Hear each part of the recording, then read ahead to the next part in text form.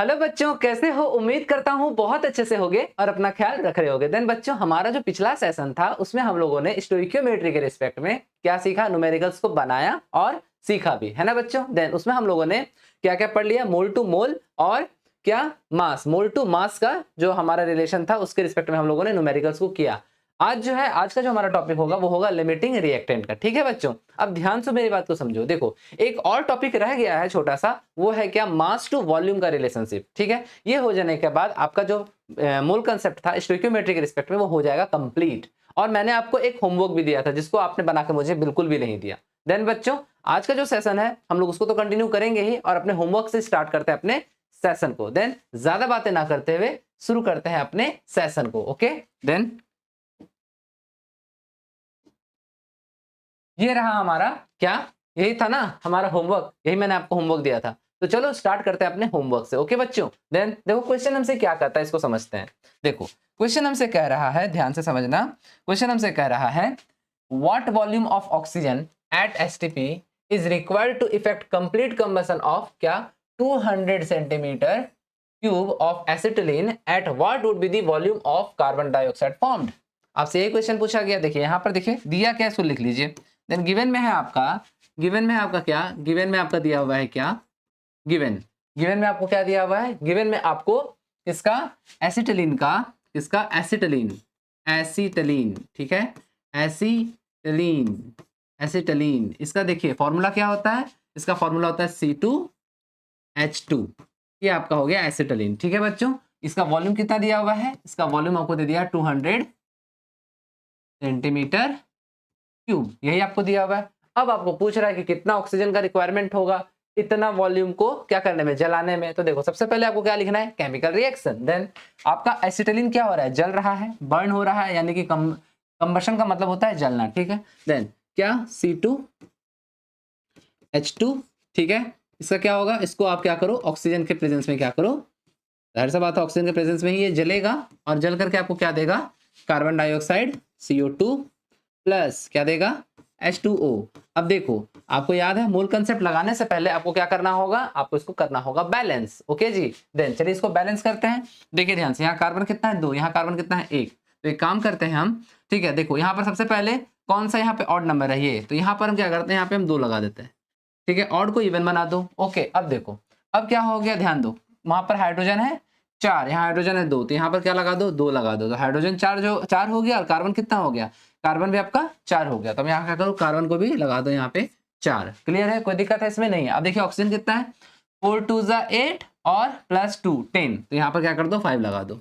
ये हो गया आपका क्या? Chemical reaction balance. क्लियर है? अब क्या करेंगे? अब जब केमिकल रिएक्शन बैलेंस हो गया है तो हम मोल कंसेप्ट लगा देंगे। और किसके किसके बीच में लगाना है? पहले ही आपको क्या कहा है? एसिटिलीन, ध्यान दीजिएगा क्या कह रहा है? एसिटिलीन को, मतलब इतना वॉल्यूम वाले एसिटिलीन को क्या करना है? जलने के लिए कितना क्या ऑक्सीजन का जरूरत है? देखिए यहाँ पे ऑक्सीजन लिखा हुआ है ना, कितने ऑक्सीजन का जरूरत है? तो बस सबसे पहले आप रिलेशन किसका निकालो? एसिटिलीन और ऑक्सीजन का। तो चलो लगा दो, क्या लगा दो? मोल कंसेप्ट। क्या? नंबर ऑफ मोल्स ऑफ क्या? C2H2 divided by stoichiometric coefficient of C2H2, ठीक है, इज इक्वल टू क्या? Number of moles of O2 divided by stoichiometric coefficient of O2। तो सबसे पहले आपको क्या करना होगा? Number of moles of C2H2 लगाना है ना, निकालना पड़ेगा। तो चलो निकालो, देन निकालो नंबर ऑफ मोल्स ऑफ, देखो यहाँ कर रहे हैं number of moles of C2H2 is equal to, याद है देखिए यहाँ वॉल्यूम दिया हुआ है। देन वॉल्यूम के रिस्पेक्ट में नंबर ऑफ मोल्स कैसे निकालेंगे? Given volume divided by 22.4 litre, चूंकि वहां सेंटीमीटर क्यूब में, और आपको पता है सेंटीमीटर क्यूब का मतलब क्या होता है? सेंटीमीटर क्यूब का मतलब होता है मिलीलीटर, है ना। देन चलिए क्या करते हैं? 200 क्या सेंटीमीटर क्यूब डिवाइडेड बाय कितना? 400, 22,400, या ऐसे कर सकते हैं आप 22,400 यहाँ सेंटीमीटर क्यूब, क्योंकि ये मिलीलीटर में ही है तो सेंटीमीटर क्यूब क्या हो जाएगा? कट जाएगा। देन इसको ऐसे ही रहने दो, कोई दिक्कत नहीं, ऐसे ही रहने दो। ठीक है, अब चलो आगे चलते हैं। देन जब नंबर ऑफ मोल्स मिल गया तब हम यहाँ पुट कर सकते हैं, तो चलिए कर देते हैं। तो क्या हो जाएगा? ध्यान दीजिए, ध्यान दीजिए क्या हो जाएगा। देन ध्यान से देखिएगा, देन इसको पुट कर देगा तो कितना आ जाएगा? Number of moles of C2H2 के जगह पे ये पुट कर देंगे हम, तो क्या आ जाएगा? 200 डिवाइडेड बाय कितना? 22,400 ठीक है। और उसके बाद देखिए स्टोइकियोमेट्रिक कोएफिशिएंट कितना है 2, तो यहाँ क्या लिखेंगे इनटू 2। कोई दिक्कत है इसमें नहीं है, is equal to number of moles of O2 चाहिए आपको ना, तो चलिए number of moles of O2 divided by कितना कितना, देखिए कितना है यहाँ पे स्टोइकियोमेट्री O2 का 5 रहने दीजिए। कोई दिक्कत है इसमें नहीं, ये इसको इधर कर दीजिए तो क्या हो जाएगा, ध्यान दीजिएगा, देन क्या हो जाएगा number of moles of O2 is equal to क्या हो जाएगा, देखिए 5 इंटू क्या 200 डिवाइडेड बाय क्या 2400 इंटू 2। देखिए हम क्यों यहाँ पर काटे नहीं, उसका आंसर हम आपको देंगे, ठीक है। ये नंबर ऑफ मोल्स आ गया। अब याद कीजिए आपको हम क्या बोले थे, अगर नंबर आपको मांगा क्या है, वॉल्यूम मांगा है ना, देखिए यहाँ पे क्या वॉल्यूम होगा, कौन सा क्या वॉल्यूम होगा ऑक्सीजन का, आपको वॉल्यूम मांग रहा है एसटीपी पे, और आपको पता क्या है, देखिए आपको हम बता दे रहे हैं, फॉर्मूला हम आपको पढ़ा चुके हैं, बार बार देखो हम फॉर्मूला आपको लिख के देते हैं, ठीक है। ध्यान दो, क्या वॉल्यूम के रिस्पेक्ट में हम लोग नंबर ऑफ मोल्स का क्या जानते थे, n is equal to given volume divided by 22.4 litre या फिर 22,400 मिलीलीटर, था कि नहीं था। तो यहाँ चूंकि सेंटीमीटर क्यूब है तो हम सेंटीमीटर क्यूब के रिस्पेक्ट में मानेंगे। तो अब जरा ध्यान दो, तुमको वॉल्यूम चाहिए ना, तो इधर आ जाएगा, तो क्या हो जाएगा v इज इक्वल टू क्या एन इंटू 22,400 ये तो हम पढ़ा चुके हैं आप लोगों को, बार बार क्या लिखने का जरूरत है। तो चलो सबसे पहले क्या करते हैं, यहीं पर बना देते हैं, then volume of O2 is equal to क्या हो जाएगा, इज इक्वल टू, चलिए लिखिए, देखिए ये आपका नंबर ऑफ मोल्स है, तो क्या होगा 5 इंटू 200 डिवाइडेड बाय, ठीक है ना, देखिए यहाँ पर 2 छूट गया है, सॉरी, देखिए यहाँ 2 छूट गया है, ठीक है।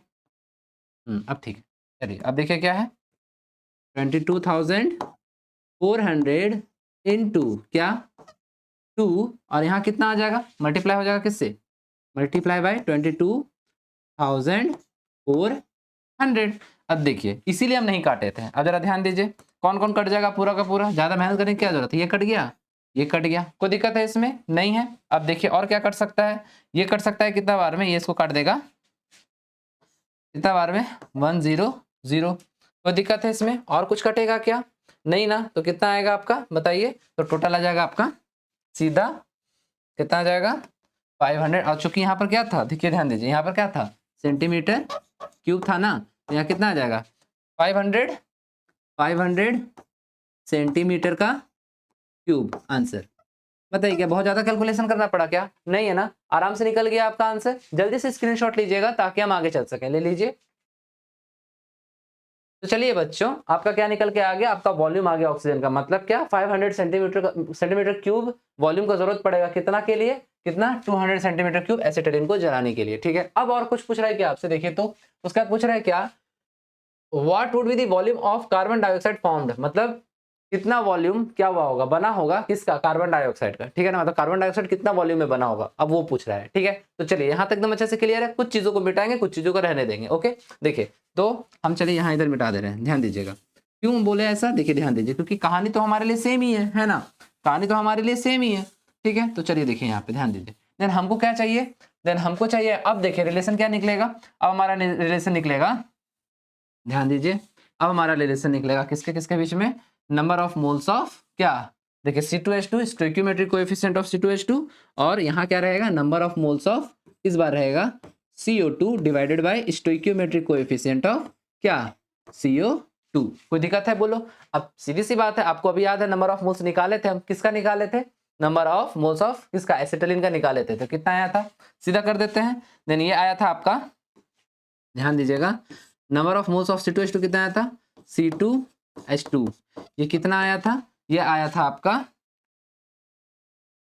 200 डिवाइडेड बाय कितना 22,400, यही था आपका क्या number of moles of C2H2। अब कुछ करना ही नहीं है, अब हमको क्या करना है, इसके सामने इसको पुट करना है, तो चलो फिर से कर देते हैं, ध्यान दो, देन ये हमारा था क्या 200 डिवाइडेड बाय कितना 22,400।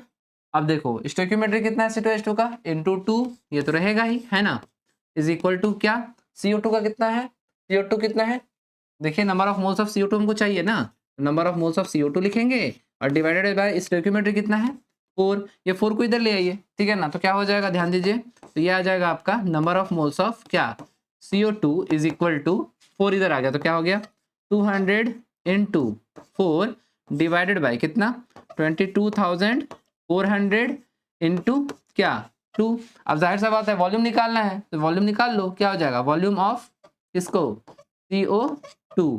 बस क्या करना भाई, हमको क्या करना बाय 22,400 से मल्टीप्लाई कर देना है, तो क्या हो जाएगा 200 इंटू 4 डिवाइडेड बाय 22,400 इंटू कितना 2, और यहाँ कितना हो जाएगा 22,400 सेंटीमीटर क्यूब। क्लियर है। अब देखो कौन कौन कट जाएगा, जाहिर सा बात है ये पूरा का पूरा इससे कैंसल आउट हो गया, कोई दिक्कत है। ये कितना बार में काटेगा इसको 2 बार में, ठीक है। तो आपके पास आया क्या, देन आपके पास आंसर आया volume of CO2 is equal to कितना आ जाएगा आपका 400 centimetre cube answer.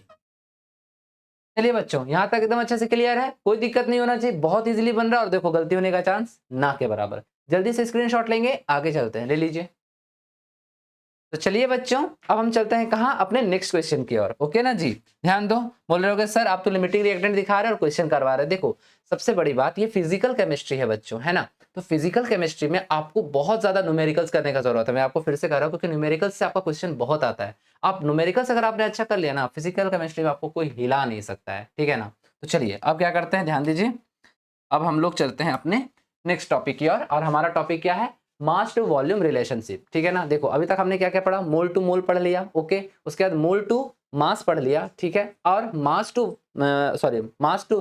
Mole to volume पढ़ लिया, या वॉल्यूम वॉल्यूम रिलेशनशिप आप कह सकते हैं। अब हमें पढ़ना है मास और वॉल्यूम का रिलेशनशिप, ओके जी। देन क्वेश्चन यहाँ आपके सामने स्क्रीन पे है, पहले एक बार मैं पढ़ देता हूँ, समझा देता हूँ, उसके बाद आपको क्या करना है, इसको सॉल्व करना है। वैसे मैं करके तो दे ही रहा हूँ, है ना। तो चलिए ध्यान दीजिए क्या है, देखिए अब यहाँ पे क्या है, ध्यान से देखिएगा क्या है।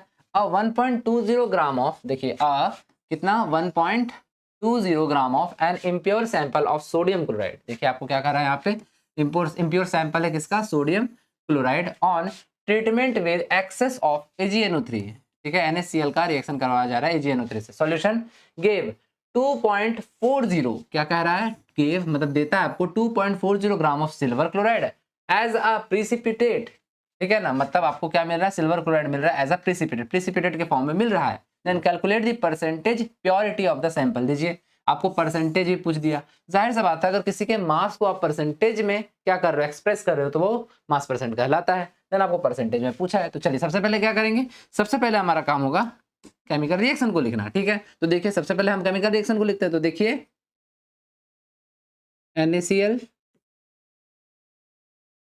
प्लस कौन AgNO3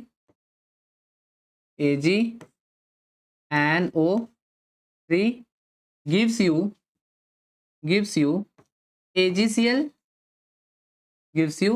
AgCl और साथ में क्या मिलेगा आपको NaNO3। चलिए केमिकल रिएक्शन हो गया, लिख लिए। अब हम लोग को क्या करना है, जाहिर सा बात है रिलेशन निकालना है, मतलब मोल कंसेप्ट लगाना है, ठीक है बच्चों। तो चलो हम लोग क्या करते हैं, मोल कंसेप्ट लगा देते हैं। देन क्या होगा, किसके किसके बीच में रिलेशन चाहिए, सबसे पहले रिलेशन किसके किसके बीच में चाहिए ये देखना जरूरी है। तो देखो हमको पूछा है क्या, हमको पूछ दिया है क्या, प्योरिटी, सोडियम क्लोराइड का प्योरिटी निकाल के देने के लिए कहा है, यही कहा है ना, सोडियम क्लोराइड का प्योरिटी निकाल के देने का है। देन तो हमको NaCl और किसका मास दे दिया है, सिल्वर क्लोराइड मतलब AgCl, इन दोनों के बीच में रिलेशन को निकालना पड़ेगा बच्चों, ठीक है। तो चलो निकाल देते हैं। देन हमारा क्या आएगा, लगाओ मोल कंसेप्ट। मोल कंसेप्ट क्या है, देखो number of moles of NaCl divided by stoichiometric coefficient of क्या NaCl इज इक्वल टू क्या हो जाएगा, number of moles of AgCl, number of moles of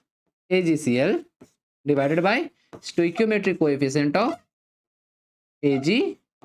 clear है बच्चों। चलो तो सबसे पहला काम क्या करो, सबसे पहला काम करो कि आप नंबर ऑफ AgCl निकालो, क्योंकि उसी का आपको मास दिया हुआ है, ठीक है। Then number of AgCl, number of moles of AgCl is equal to given mass कितना है 2.40 डिवाइडेड बाय मोलर मास कितना होगा AgCl का, मोलर मास ऑफ AgCl होगा 143.5, ओके। देन चलिए दोनों को बीच में क्या कीजिए, मतलब अपना मतलब जो भी काटा कोटी है कीजिए। देन आपको आएगा 0.016 7। ओके जी, अब क्या करना है, जब आपको number of moles of AgCl मिल चुका है, अब आपको क्या चाहिए, AgCl मिल चुका है तो अब आपको क्या चाहिए, अब आपको number of moles of NaCl निकालना है। तो चलिए अब यहाँ निकालते हैं। देन चलिए, number of moles of NaCl divided by stoichiometric coefficient कितना है, 1। लिखे ना लिखे कोई बराबर है, चलिए लिख देते हैं। 1 इज इक्वल टू क्या हो जाएगा, number of moles of AgCl कितना आया, 0.0167 divided by number of moles of stoichiometric coefficient कितना है, 1। कोई दिक्कत है इसमें, नहीं? तो एक काम करते हैं, सीधा ही लिख देते हैं, ठीक है ना, आप लोग तो समझ ही गए होंगे। देन कितना आया number of moles of NaCl, number of moles of NaCl कितना आया, ये आया आपका, ये आपका कितना आ गया, ये आया 0.0167 नंबर ऑफ मोल्स आ गया। अब आपको क्या चाहिए, जाहिर सी बात है जब नंबर ऑफ मोल्स आ गया तो आप टोटल क्या निकाल सकते हैं, मास निकाल सकते हैं। तो मास निकाल लीजिए, तो क्या हो जाएगा, W of NaCl is equal to, याद है number of moles is equal to, देखिए यहाँ फॉर्मूला लिख दे रहे हैं, ठीक है, number of moles is equal to, देखिए सब पढ़ा हुआ चीज है ना बच्चों। Then number of moles is equal to mass के रिस्पेक्ट में given mass by molar mass, ठीक है ना। देन आपको क्या पता चल चुका है, आपको पता चल चुका है क्या, आपको पता चल चुका है नंबर ऑफ मोल्स, ठीक है। देन मोलर मास के साथ मल्टीप्लाई कर देंगे तो W मिल जाएगा, हाँ या ना। तो देखिए W of NaCl is equal to क्या, 0 पॉइंट, नंबर ऑफ मोल्स कितना था, 0 पॉइंट, सॉरी कितना था, 0.0167 मल्टीप्लाई बाय क्या, NaCl का मोलर मास कितना आएगा, NaCl का मोलर मास आएगा आपका कितना, क्लोरीन का 35.5 और सोडियम का 23, तो कितना हो गया बताइए, ये आएगा आपका 58.5। ओके जी, देन चलिए दोनों को मल्टीप्लाई कीजिए तो W ऑफ NaCl कितना आ जाएगा, ये आएगा आपको 0.977, ये आपका आ गया क्या, W ऑफ NaCl। ओके जी, NaCl, W ऑफ NaCl, ये आ गया आपका W ऑफ NaCl मिल गया आपको। ओके, अब देखिए अब आपको क्या पूछ रहा है, अब आपको पूछ रहा है कि प्योर कितना था, प्योर सैंपल में प्योर NaCl कितना था। तो जाहिर सा बात है आपको क्या करना होगा, यहाँ देखिए ये इम्प्योर था, इम्प्योर सैंपल था, दोनों को डिवाइड कर दो, डिवाइड करने पर जो भी आएगा आपका वो प्योर वाला आ जाएगा। क्लियर है, तो चलो करो क्या, चलो लिखो percentage purity of sample is equal to कितना, 0.977, ठीक है, 0.977 डिवाइडेड बाय कितना, 1.20 इंटू क्या, 100। देन आपको फाइनली आंसर मिलेगा इसको कैलकुलेशन करने के बाद 81.5% आंसर। ठीक है बच्चों, कोई दिक्कत है, जल्दी से स्क्रीनशॉट लेंगे ताकि आगे चल सके, ले लीजिए। देन बच्चों यहां तक तो अच्छे से आपको समझ में आ गया मास टू वॉल्यूम का क्या होता है रिलेशनशिप, कुछ नहीं, बस हमको हमेशा बार बार क्या लगाना, अपना मोल कंसेप्ट, जिससे आपको आंसर फटाफट आपके स्क्रीन पे आ जाएगा। ओके जी, देन चलिए अब हम चलते हैं कहाँ, अपने नेक्स्ट टॉपिक की ओर। ओके, देन ध्यान दीजिएगा।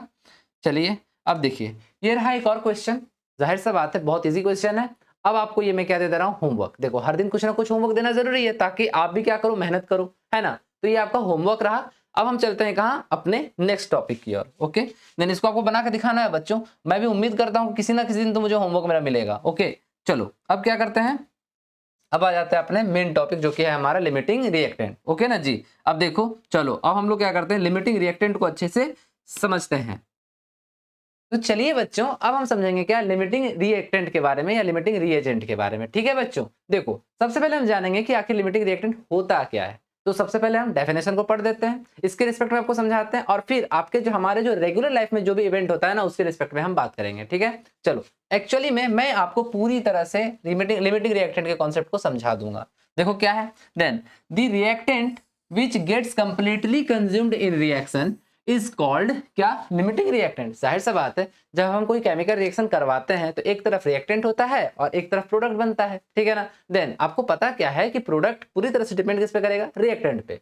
ठीक है, देन एक ऐसा रिएक्टेंट जो पूरी तरह से कंज्यूम हो जाए, मतलब जाहिर सा बात है हम 2 या 2 से ज्यादा रिएक्टेंट यूज करते हैं केमिकल रिएक्शन में, तो जो रिएक्टेंट खत्म हो जाए केमिकल रिएक्शन में होते होते पूरी तरह से क्या हो जाए, खत्म हो जाए और प्रोडक्ट बन जाए, तो उसी को क्या कहेंगे, लिमिटिंग रिएक्टेंट। नाम से ही पता चला ना बच्चों, जो रिएक्टेंट कम हो, ऐसा समझ लो, जो रिएक्टेंट क्या हो, कम हो, और उसी पे क्या हो, पूरी तरह से केमिकल रिएक्शन डिपेंड करता हो। नहीं समझ में आ रहा ना, अभी समझाऊंगा, आप टेंशन मत लेना। अब देखो क्या है, देखो ध्यान दो, देन 2 और more reagent present in chemical reaction, मतलब क्या, 2 या 2 से ज्यादा रिएजेंट प्रेजेंट होना चाहिए, कब, जब लिमिटिंग रिएक्टेंट का आप कॉन्सेप्ट लगा रहे हो किसमें, केमिकल रिएक्शन में। और सेकंड क्या है, then limiting reagent decide the product, क्या, लिमिटिंग रिएजेंट के कारण ही आप क्या कर सकते हो, डिसाइड कर सकते हो आपका प्रोडक्ट कितना बनेगा। ऐसा समझो कि आपका प्रोडक्ट केमिकल रिएक्शन में कितना बनेगा, वो कौन डिसाइड करेगा, आपका लिमिटिंग रिएजेंट, क्योंकि ये तो खत्म हो जाएगा, ये खत्म हो गया तो जो प्रोडक्ट बना सो बना। चलो इसको हम एक और तरीके से समझाते हैं। अच्छा जरा ध्यान दो, बताओ हमको, तुम ही लोग बताना, एक बात बताओ, सबसे ज्यादा इंपॉर्टेंट क्या हो जाता है आपकी मम्मियों के लिए, ठीक है ना, या हमारी मम्मियों के लिए, जाहिर सी बात है, पड़ोस में झगड़ा हो गया, ध्यान से समझना, ठीक है, पड़ोस में झगड़ा हो गया, पूरा एकदम झोंटा झोंटी वाला कंडीशन, ठीक है। आप बताओ आपकी मम्मी दौड़ के जाएंगी कि नहीं जाएंगी, जाएंगे ना देखने के लिए क्या हुआ नहीं हुआ, कोई जाए नहीं जाए, मम्मियां जरूर जाएंगी, ठीक है। अब इसको ऐसे समझते हैं, अभी मैं आपके सामने एक सीन क्रिएट करता हूं, ध्यान से समझना। मान लेते हैं, ठीक है, मान लेते हैं कि आपको, आपके लिए रिश्ते की बात करने के लिए कोई आया है, ठीक है, आने वाला है रिश्ते की बात करने के लिए। हाँ ऐसे बच्चों, आप बहुत छोटे हो, पर बस जरा सा मुस्कुराहट आपके चेहरे पर, इसीलिए मैं इस तरह का क्या कर रहा हूँ, सीन क्रिएट कर रहा हूँ, ताकि आप थोड़ा सा मुस्कुरा दो, है ना।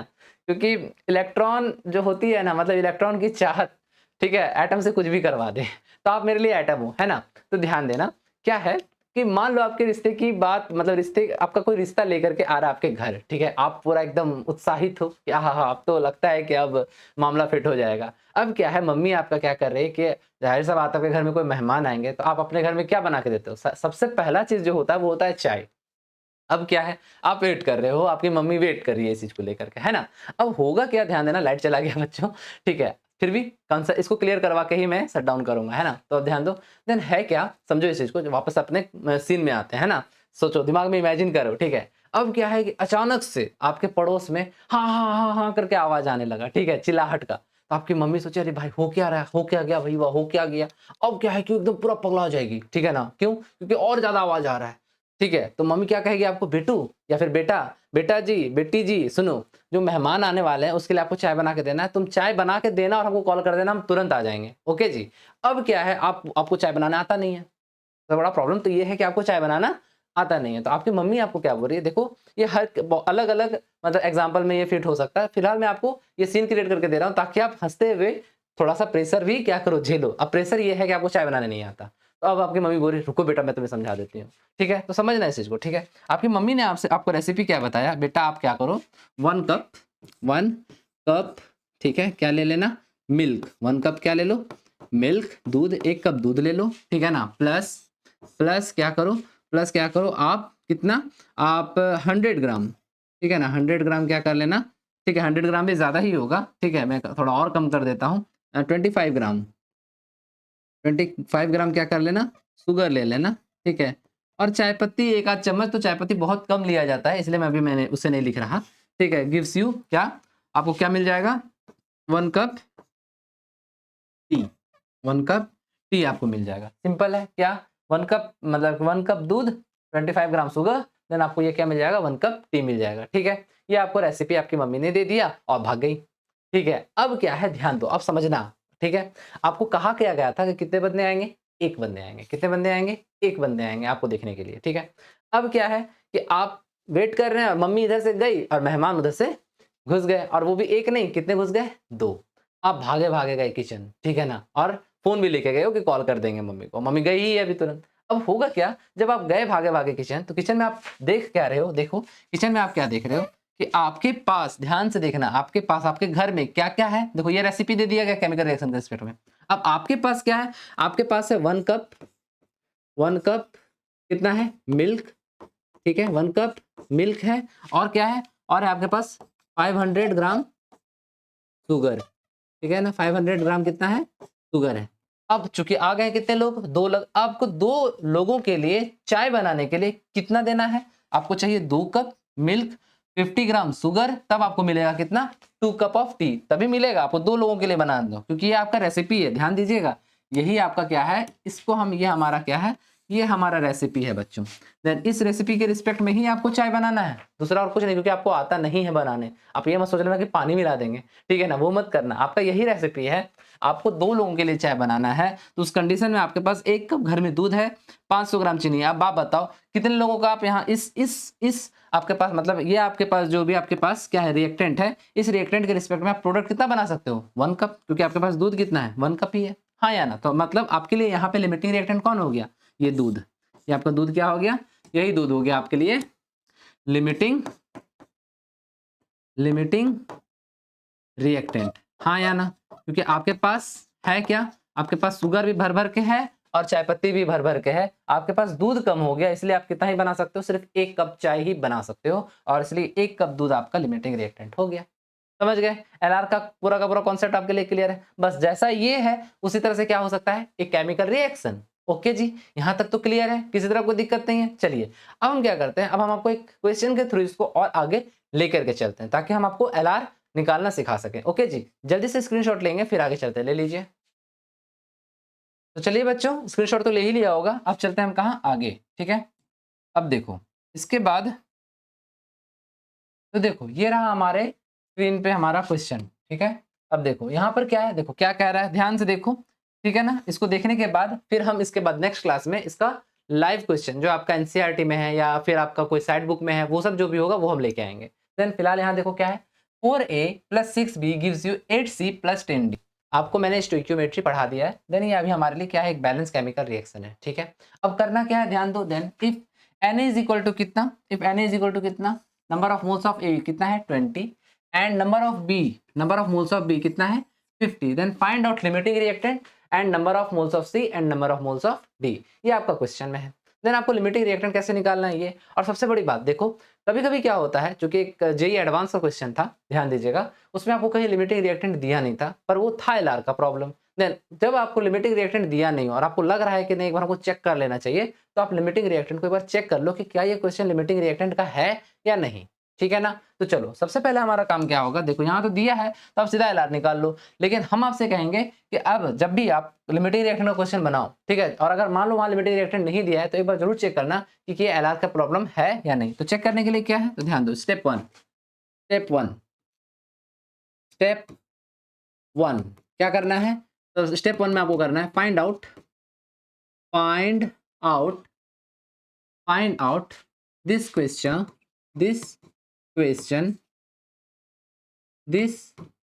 क्वेश्चन एलआर यानी लिमिटिंग रिएक्टेंट प्रॉब्लम और नॉट। ओके, लिमिटिंग रिएक्टेंट का प्रॉब्लम है भी या नहीं। तो देखो इसके लिए हम आपको एक फॉर्मूला देते हैं, क्या है, ध्यान दीजिएगा। इसके लिए फॉर्मूला ये है कि stoichiometric coefficient of A divided by stoichiometric coefficient of B is equal to number of moles of A divided by number of moles of B हो जाए। मतलब स्टोइकियोमेट्रिक कोएफिशिएंट ए और स्टोइकियोमेट्रिक कोएफिशिएंट ऑफ बी का ratio अगर number of moles of A और number of moles of B के ratio के equal हो जाएगा, तो समझ लीजिएगा कि it is not LR limiting reactant problem, तब ये नहीं होगा, ठीक है ना। लेकिन अगर इक्वल नहीं हुआ तो है। तो चलिए चेक कर लेते हैं क्या है। स्टोइकियोमेट्रिक कोएफिशिएंट ऑफ ए कितना दिया हुआ है, देखिए तो स्टोइकियोमेट्रिक कोएफिशिएंट ऑफ ए है 4 divided by stoichiometric coefficient of B क्या है 6, ठीक है, इज इक्वल टू, ठीक है ना। देखिए number of moles of A कितना दिया है 20 and number of moles of B कितना दिया गया है 50। तो काट दीजिए, ठीक है, 2/5, ये कितना बार में कट जाएगा 2 और ये कितना बार में कट जाएगा 3। तो क्या 2/3 और 2/5 मतलब क्या 2/3 एंड 2/5, क्या ये दोनों इक्वल हैं क्या, नहीं है ना, तो नॉट इक्वल हो गए। और जब नॉट इक्वल टू हो गया स्टोइकियोमेट्रिक कोएफिशिएंट ऑफ ए और number of moles of B अगर इक्वल नहीं हुआ, तो मतलब ये क्या हो जाएगा, ये होगा इट इज एलआर प्रॉब्लम। बात समझ में आ गया, ये एलआर का प्रॉब्लम कहलाएगा बच्चों। यहां तक तो कोई दिक्कत नहीं है। जल्दी से स्क्रीनशॉट लो ताकि आगे चल सके, ले लो।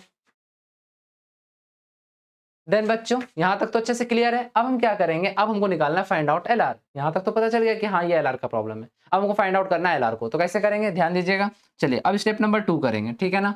अब स्टेप नंबर 2 करेंगे, ध्यान दीजिए।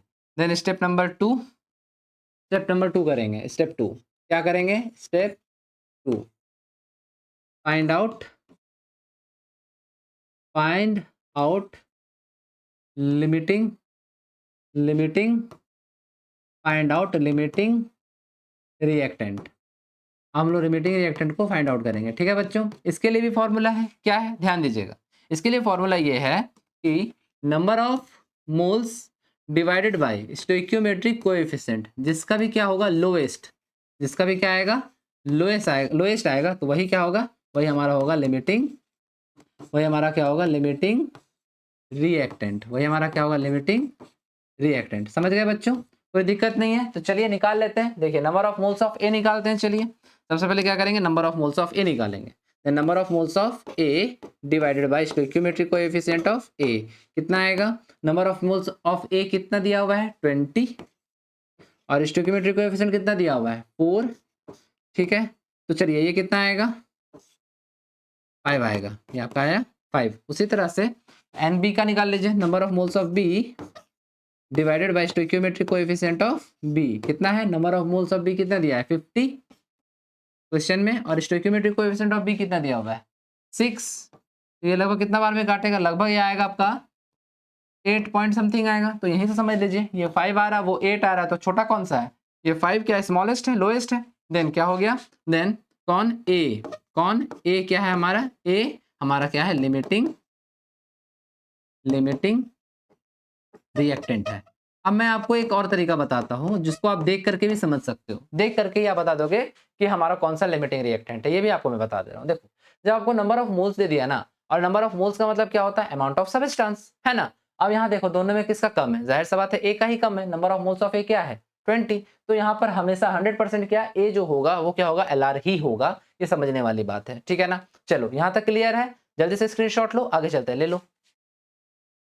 देन फाइनली बच्चों अब हमें क्या करना है, स्टेप नंबर 3 क्या, देखो आपको एक और क्वेश्चन पूछा है, number of moles of C and number of moles of D, और आप ये बहुत इजीली निकाल सकते हो। क्यों, देखो मैंने अभी आपको कहा कि जो लिमिटिंग रिएक्टेंट होगा उसी पे पूरा का पूरा केमिकल रिएक्शन क्या करेगा, डिपेंड करेगा। मतलब प्रोडक्ट किस पे डिपेंड करेगा, 8C और 10D ये क्या है, ये प्रोडक्ट ही तो है। तो प्रोडक्ट किस पे डिपेंड करेगा, जाहिर सा बात है अब प्रोडक्ट डिपेंड करेगा आपके लिमिटिंग रिएक्टेंट पे, और लिमिटिंग रिएक्टेंट कौन है हमारा ए जो है हमारा एलआर है। देन अब जो भी आप मोल कांसेप्ट लगाओगे किसके रिस्पेक्ट में लगाओगे, ए के रिस्पेक्ट में, कभी भी बी के रिस्पेक्ट में मत निकालना, क्योंकि यहाँ ए के ही रिस्पेक्ट में आपका सारा का सारा केल होगा।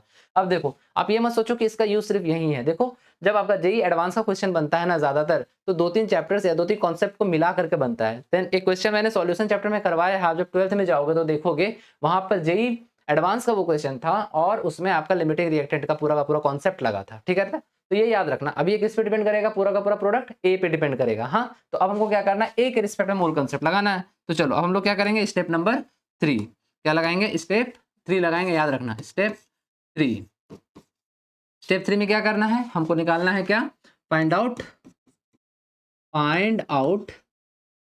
क्या, नंबर ऑफ मोल्स ऑफ क्या product, number of moles of क्या प्रोडक्ट बच्चों, ठीक है। चलो निकालते हैं, फाइंड आउट कर लेते हैं, ठीक है। चलो अब निकालते हैं क्या हो जाएगा, चलो मोल कांसेप्ट लगाओ। मोल कांसेप्ट क्या होगा, number of moles of A divided by stoichiometric coefficient of A is equal to number of moles of C divided by stoichiometric coefficient of C का निकालना है। तो चलिए number of moles of A कितना है हमारा, number of moles of A है 20 divided by stoichiometric coefficient of A 4 is equal to, हमको number of moles of C चाहिए तो लिखेंगे एनसी डिवाइडेड बाय स्टोइकियोमेट्रिक कितना है 8, हाँ या ना।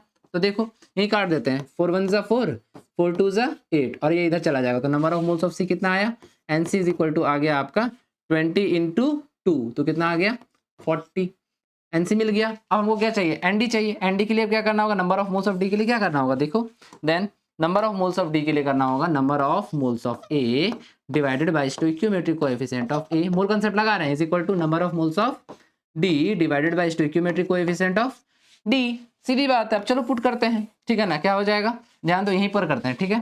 देन अब देखो ध्यान दो, number of moles of A कितना था 20 डिवाइडेड बाय क्या था 4, यहाँ दिख रहा है हम लोगों को 4 is equal to number of moles of D तो निकालना है, then number of moles of D divided by stoichiometric coefficient of D कितना है 10, रख दो। चलो काटो, ये कितना बार में काट सकता है 2 2 जा 4, ठीक है ना, और 2 5 जा 10, कोई दिक्कत है? और ये भी इसको काट सकता है कितना बार 10 बार में, है ना।